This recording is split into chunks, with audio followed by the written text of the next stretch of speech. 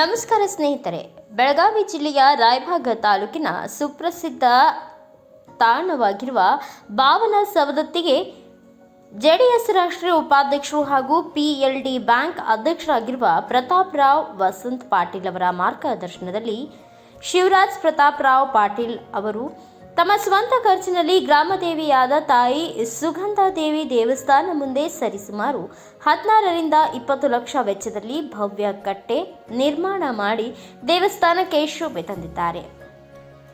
ಅಷ್ಟಲ್ಲದೆ ಪ್ರತಿ ವರ್ಷ ಪ್ರವಾಹ ಬಂದಾಗ ಕಟ್ಟೆ ನಶಿಸಿದರೆ ಮತ್ತೆ ಮರುಕಟ್ಟೆ ನಿರ್ಮಾಣ ಕೂಡ ತಮ್ಮ ಸ್ವಂತ ಖರ್ಚಿನಲ್ಲಿ ಮರು ನಿರ್ಮಾಣ ಮಾಡ್ತಾರೆ. ಈ ಒಂದು ಕೆಲಸಕ್ಕೆ ಸವದತ್ತಿಯ ಅಬಾಜಿ ಫೌಂಡೇಶನ್ ಕಾರ್ಯಕರ್ತರು ಅವರಿವರೆನ್ನದೇ ನಿಸ್ವಾರ್ಥ ಸೇವೆಯಲ್ಲಿ ತೊಡಗಿದ್ದಾರೆ.